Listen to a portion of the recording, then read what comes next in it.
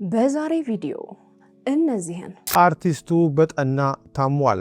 በእስር ላይ የሚገኘው ሰለሞን ቦጋለ እኔ የስፖርት ጋዜጠኞች ቴዲ አፍሮ ተብያለሁ። ያርግልህ።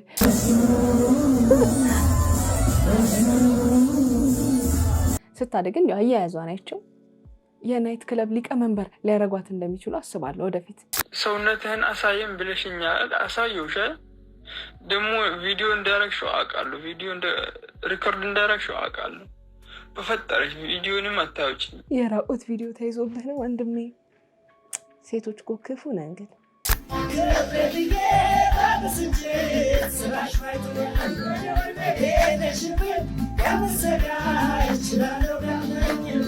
እነዚህንና ሌሎችንም እናንተን ፈታ ዘና ያደርጋሉ እንዲሁም ደግሞ ግርምትን ይጭራሉ ብሎም የእናንተ ምክርና ተግሳጽ ይፈልጋሉ ብዬ ያሰብኳቸውን ቪዲዮዎች ሰብሰብ አድርጌ ይዤላችሁ መጥቻለሁ። እንዴት ናችሁ? እንኳን ወደ ኤፍራታ ቲዩብ የዩቲዩብ ቻናል በሰላም በጤና በፍቅር መጣችሁ። እንኳን ደህና ቆያችሁኝ። አረፍ በሉ። ያው እንግዲህ እንደተለመደው ይሄ ቤት ምን ይፈልጋል?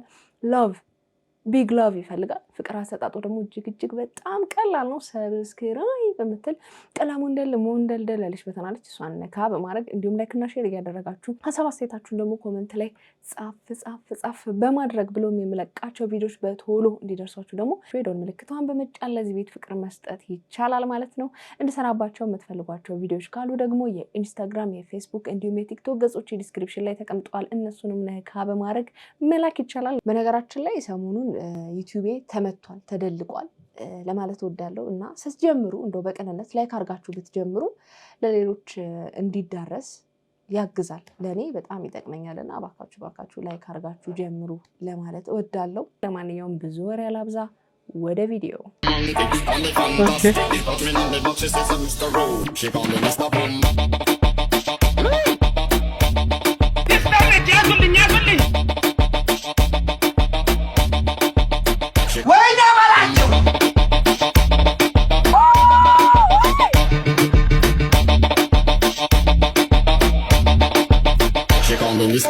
ባካችሁን ቀይ ወጥ አዛችሁ ለምትጠቀሙ ሰዎች ተጠንቀቁ።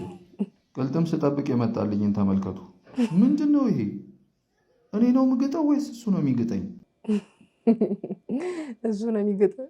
የመጣልህንም ቅልጥም አይ ቲንክ የበላው እሱ ይመስለኛል። ጥርስ ተፈርሾ መምጣት ጀመረ እንዴ? እንዴት ነው ነገሩ? እንዴት ነሽ? ሰላም ነሽ ወይ? እንዴት ነሽ ሜራም? እኔ ሰላም ነኝ። አንቺ ሰላም? የኔ ውድ ምን አጠፋብሽ? እስኪ በፈጠረሽ ምን አጠፋብሽ? እስኪ አንዴ ራሱ ስልክሽን አንቺ፣ እስኪ ልደውልልሽ፣ ስልክሽን አንቺ። በእናትሽ ምን አጠፋብሽ? ሜራ ምን አደረግኩሽ? እኔ ቆንጆ ምን አጠፋብሽ? እሺ ሰውነትህን አሳየን ብለሽኛል፣ አሳየውሽ። ደግሞ ቪዲዮ እንዳረግሽው አውቃለሁ፣ ቪዲዮ ሪኮርድ እንዳረግሽው አውቃለሁ። በፈጠረሽ ቪዲዮንም አታውጪ በእናትሽ፣ በፈጠረሽ እንደው እህቴ። ምስኪን የራቁት ቪዲዮ ተይዞብህ ነው ወንድሜ። ሴቶች እኮ ክፉ ነን ግን ምረም ግን ክፉ ነሽ በእውነት። እንዴት የራቁት ቪዲዮ ትይዥበታለሽ? ግን ነውር አይደል? እንደዚህ ወንዶችም እንደዚህ ልካሉ እንደ ለካ ለመጀመሪያ ጊዜ ነው ስሰማ። እስቲ ወጉ ይድረሳችሁ። እንደዚህ ሴቶቻችን ነበሩ በእንደዚህ አይነት ነገር እየተሰቃዩ ያሉት። የራቁት ቪዲዮ ይዤብሻለሁ ምናምን የሚለው ማስፈራሪያ በሴቶች ነበር። አሁን ደግሞ በወንዶችም ተጀምሯል። እንኳን ለዚህ ያበቃችሁ። አንድ እኩል ሆነናል ማለት ነው። ለማንኛውም ይመቻችሁ። ሱማ ጋይዝ ይሄ ለጆሮ ማዝጃ የምንጠቀምበት ኪዩቲፕ ማለት ነው። የጆሮ እንዳልሆነ ታውቁ ኖሯል። ማን የጆሮ ማዝጃ ነው ብሎ እንደሰከሰን አላውቅም፣ ግን እዚህ ላይ ራሱ ይላል ዱ ኖት ኢንሰርት ኢት ኢን ዘ ኢር ካናል ይላል። እና ለምንድን ነው የሚጠቅመው ብዬ ሰርች ሳደርገው ለሜካፕ አፕሊኬሽን ምናምን ነው እንጂ ጭራሽ የጆሮ አይደለም። ጆሮአችሁ በላውት አይ ሳናቅ ጆሮአችንን ስንቆፍርበት ከርመን አናነብም እኮ ግና የተጻፈውን እራሱ አናነብም። ብቻ ለማንኛውም እንዳትጠቀሙ። የልጆች የአዋቂ ምናምን ላኮ ተብሎ ተከፋፍሏል። እሺ የአዋቂዎች ለሜካፕ ነው ተባለ። የህፃናት ብለው አዘጋጅተው የህፃናት ብለው የሚሸጠው አለ። አሁን ለምሳሌ ምን ህፃናት ለሜካፕ ይጠቀሙበታል? ምንድን ነው? ለማንኛውም ለልጆቻችሁም ሆነ ለእናንተ አትጠቀሙት። የጆሮ መኮርኮሪያ አይደለም አሉ እና ምንድን ነው የጆሮ መኮርኮሪያ ግን? የእስክሪብቶ ክዳን ይሻለን። ወደ ድሮ እንመለስ ነው። አንዳንድ ወንዶች ጥፍራቸውን ለጆሮ መከርከሪያ ብለው እንደሚያሳድጓት እናሳድግ። እንኳን ደስ አለ በሉት። እጅግ በጣም ደስ የሚል ዜና ተሰምቷል። ቃሉ ፑቲ ከሰሞኑ እጅግ በጣም መነጋገሪያ ከነበሩ ቲክቶከሮች እንዲሁም ደግሞ ኢንስታግራሞች መካከል አንደኛው እንደሆነ የሚታወቅ ነገር ነው። በኢንስታግራም እንዲሁም ደግሞ በቲክቶክ የሚለቃቸው ከወዳደቁ ነገሮችን በማንሳት የሚሰራቸው ዲዛይኖችም እንግዲህ ዓለምን እያስገረመ ይገኛል። የሆሊውድ ምን ታረጉታላችሁ የዓለምን ሕዝብ በይሳት ማለት ነው እያነጋገረ ይገኛል። በይሳትም እንግዲህ ከኢንስታግራም ፔጅ ከራሳቸው ማለት ነው በቀጥታ የአብረን እንስራ ጥያቄ መቅረቡን እየተመለከተ እንገኛለን። ቃሉ ፑቲ በኢንስታግራም ከለቀቃቸው ቪዲዮዎች በዚህኛው ቪዲዮ ኮሜንት ላይ ማለት ነው ኢንስታግራም ራሱ ዋናው ፔጅ ኮሜንት ላይ ገብቶ እንግዲህ ዲኤሙን ቼክ እንዲያደርግና በሚቀጥለው ሳምንት ፊውቸራቸው ላይ ወይም ደግሞ የራሳቸው የኢንስታግራም የፊት ለፊት ገጻቸው ላይ ይዘውት እንዲወጡና የአብረን እንስራ ጥያቄ ነው በአጠቃላይ የቀረበለት። ዲኤሙን ቼክ እንዲያደርግ ጭምር እንግዲህ ጥያቄ ያቀርቡለታል። በእያንዳንዱ ፖስት በሚያደርጋቸው ኮሜንቶች ውስጥ ስትገቡ እጅግ በጣም አስገራሚ የሆኑ እንዲሁም ደግሞ ተጽዕኖ ፈጣሪዎችና የሆሊውድ አክተሮችን ጨምሮ ማለት ነው ሙዚቀኞች ኮሜንት እያደረጉለት እንዲሁም ደግሞ አድናቆታቸውን እየገለጹለት ይገኛሉ። በኢትዮጵያ ውስጥም ከሰሞኑን በቲክቶክ ላይ ፖስት የሚያደርጋቸውን ቪዲዮዎች በተመለከተም በርካታ ሰዎች ሲነጋገሩበት እንዲሁም ደግሞ እጅግ በጣም አስደናቂ የሆነ ዲዛይኖችንም ጭምር ሲያሳይ እንደነበር የሚታወስ ነገር ነው። በዚህ ሰዓትም እጅግ በጣም ጥሩ የሆነ እድል የመጣለት እንኳን ደስ አለ ማለት ፈልጋለሁ። ሁላችሁም ይሄ ልጅ በጣም በአሁኑ ሰዓት በቃ የሌለ እየታወቀ ነው የመጣው። ያው ኢንተርናሽናል ሆኗል። እንግዲህ እንደምናውቀው የሚገራርሙ እድሎች ናቸው እየመጡለት ያሉት። ልጁም ብልህ ይመስለኛል። እንደ ልጅነቱ አይደለም። በጣም ያስደሰተኝና በጣም ያስገረመኝ ነገር ምን መሰላችሁ? በጣም ብዙ ቲክቶከሮች ታዋቂ የሆኑ ቲክቶከሮች ሊያገኙት ጥረዋል፣ ግረዋልና ማናቸውንም ነው ያልሰማቸው።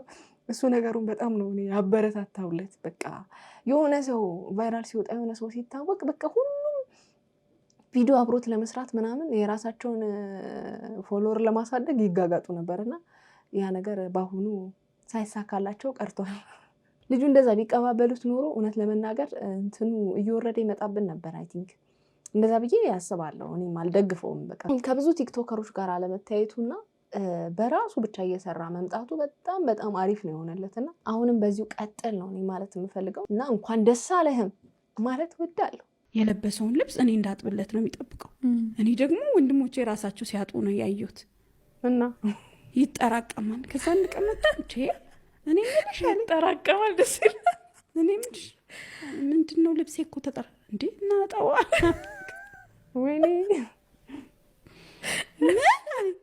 እንዴ ታዋ ሳሙና እኮ ዛጋለለ ምናምን ብዬ የመጀመሪያው ጋብቻ አንቺ አሁን ላይክ ይሄ የሆነ ፌሚኒዝም ኢጎ ምናምን ይዞሽ አይደለም፣ ኖርማል ነው ስታይ ነው። ኖርማል ነው ለምሳሌሽ እኔ አባቴ ትዙዬ ለሊት ሲወጣ ምሳቃውን ቋጥሮ ነው ሲወጣ ማቀው። እናቴ ተኝታ ታዘጋጅለታች ቋጥሮ ሲወጣ ልብሱን ራሱ ሲያጥብ፣ ወታደርም ስለሆነ ወታደር ታውቂያለሽ የማንን መገዛ አይፈልግም። ወንድሞቼ በእሱ አስተዳደግ ነው ያደጉት። ሲሰሩ ነው ማቀው፣ የኔን ልብስ ሲያጥቡ ነው ማቀው። ቅባሽ ከዛስ የሆነ ነገር ሲሆን እኔ እሱን ጠብቃለሁ። አንቺማ አለኝ ጸጋዬለት ልጅ አንቺማ አለኝ ጸባይሽን አሳምረሽ ከገባሽ በኋላ አለኝ ጸጋዬለት ልጅ ወይኔ ጉዴ። ከዛ በ3 ወሩ አረገዝኩ። ሌላ ደግሞ ሌላ ማላቀው እኔ ተርግዝና ላይ እንደዛ። አሁን እኮ ብዙ አክሰስ አለ። በጣም እኮ እድለኛ ናቸው አሁን ላይ የሚያገቡ ጌታ። እጃቸው ላይ ያለው ስልክን እኮ ጎግል ሲያደርጉ እርግዝና ላይ የመጀመሪያውን ነገር ምን እንደሆነ ታውቂያለሽ። ብዙ አስተማሪ እግዚአብሔር የባረካቸው ዶክተሮች አሉ በቲክቶክ በምን እየመጡ የሚያስተምሩን። በዛ ጊዜ ማን ያስተምርሻል? አንዳንዱን ነገር እንደው ነውርም ነው የሚመስላቸው። እሷል በጣም አስቸገርኩኝ። የሚገርምሽ ነገር ግን በጣም ነው የምጸልየው ለትዳሬ። በቃ ያም ነገር ቢኖር በጣም ጸልያለሁ። ራስ ልብስን ጠባልኩት ተመችቶኛል። በእርግጥ በፊት ላይ ትዳር የመሰረቱ በተለይ ደግሞ በልጅነታቸው ትዳርን የመሰረቱ ሰዎች ብዙን ጊዜ ይቸገራሉ። እኔ በ27 ዓመቴ ቤት ነኝ።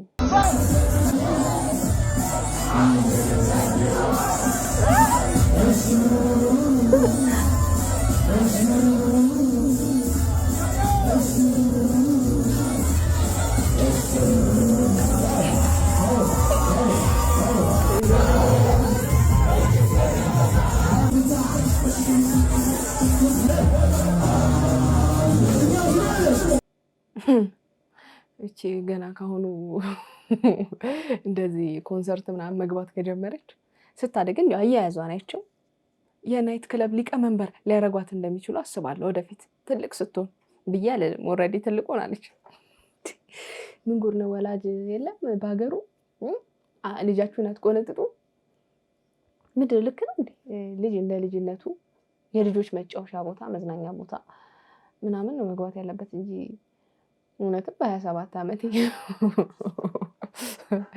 ኧረ ነውር ነው ልጆቻችሁን ኦቨር ነፃነት ሰጠን ብላችሁ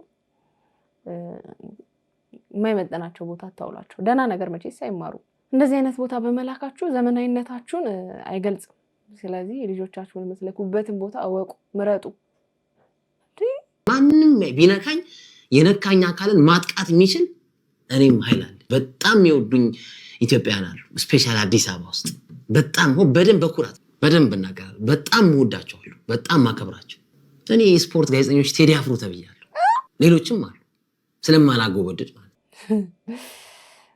አቶ ማስተርስ ያለው ጋዜጠኛ በጥበቃ ልታባሪያት እቺ ማስተርስ ያለውን ጋዜጠኛ በጥበቃ ልታባሪያት እቺ ስፖንሰር ለጣቢያው የሚያመጣ ጋዜጠኛን በጥበቃ ማባረር አትሺ በሚለው ንግግሩ ከቅርብ ጊዜ ወዲህ እውቅናን ያተረፈው አሉላ የስፖርት ጋዜጠኛው እንግዲህ እኔ የጋዜጠኞች ቴዲ አፍሮ ነኝ ብሎናል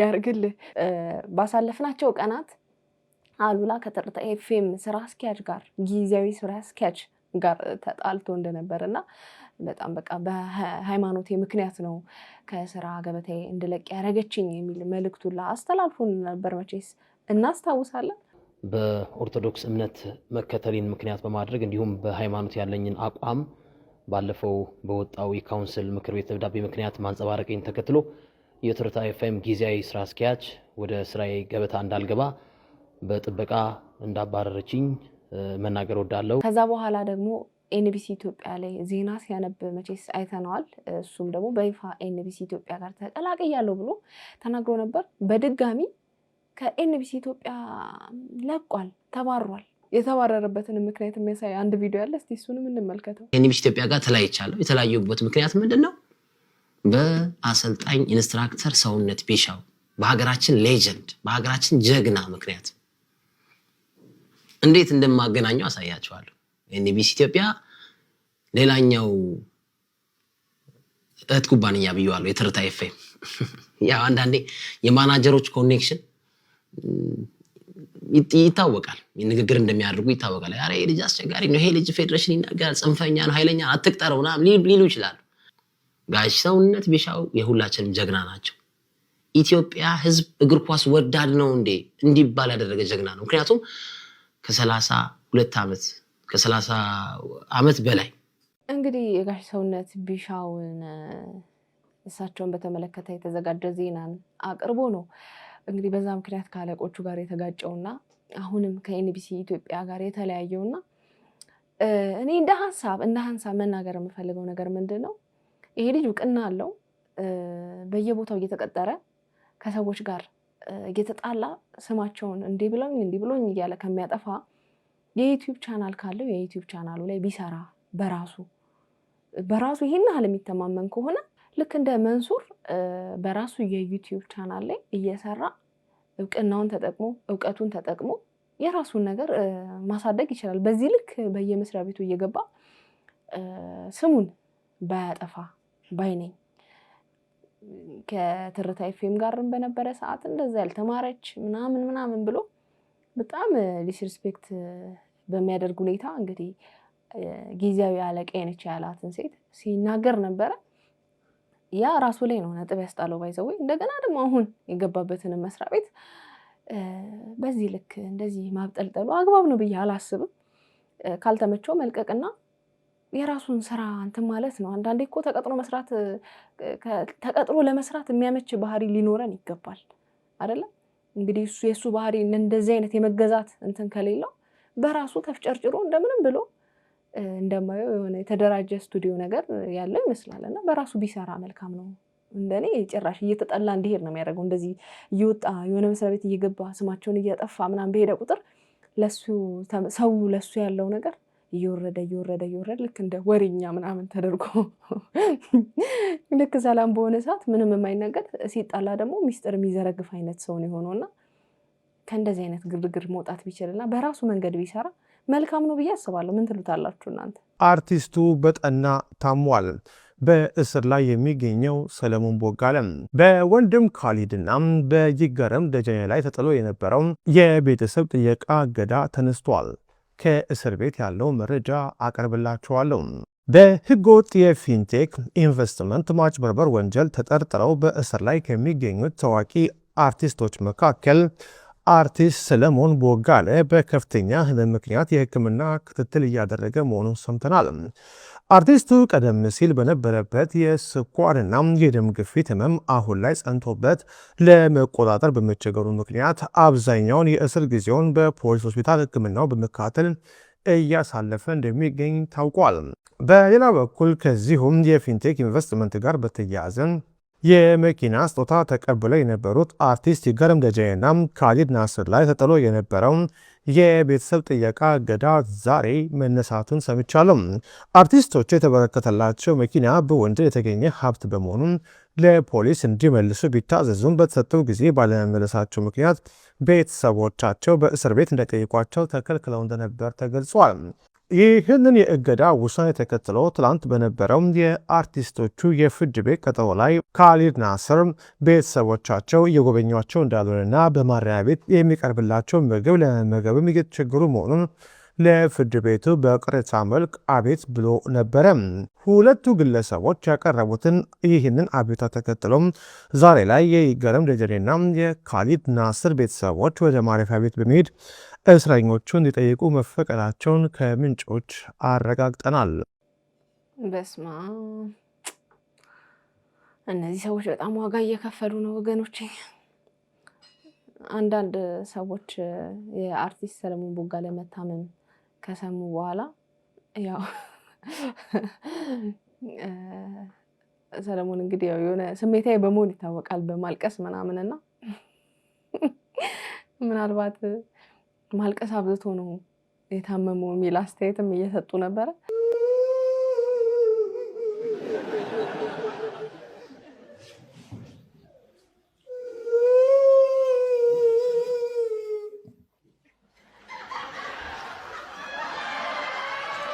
ያው ለፈገግታ ያክል ነው። በእርግጥ በሰው ህመም አይቀለድም አይሳቅም። ያው የሰው አስተያየት ትንሽ ስላስገረመኝና ስላሳቀኝ ነው። ሰሌ በጣም የምንወደው በሙያ የምናከብረው አርቲስታችን ነው። እንግዲህ ትክክለኛውን የሚባል ፍርድ አግኝተው እነሱም ካሉበት የእስር ከዛ ለመውጣት ያብቃቸው እላለሁ። በፊንቴክ ምክንያቱም ንብረታቸውን የተዘረፉ ሰዎች ትክክለኛውን ፍትህ ያገኛሉ የሚልም እምነት አለኝ። እንግዲህ ሰሌን እግዚአብሔር ይማርህ በሉት።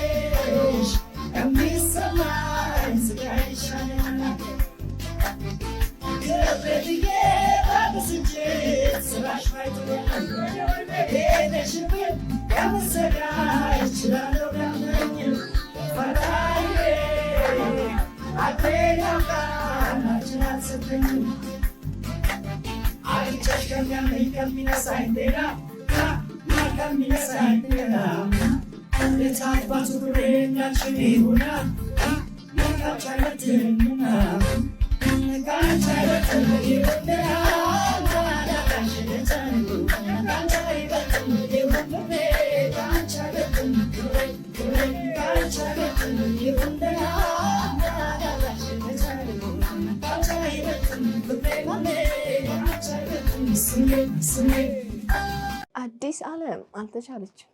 ደስ አይልም? ግን እንደዚህ ነው ሰብሰብ ብላችሁ ስትዘፍኑ የሆነ ደስ ይላል። ለማንኛውም ዶቼ የዛሬ ቪዲዮቼ እነዚህን ይመስሉ ነበረ። እንደወደዳችኋቸው ተስፋ አደርጋለሁ። በቀጣይ በሌላ ቆንጆ ቪዲዮዎች እመጣላችኋለሁ። ታዲያ እንደሚታወቀው ይሄ ቤት ምን ይፈልጋል? ፎንቃ ይፈልጋል።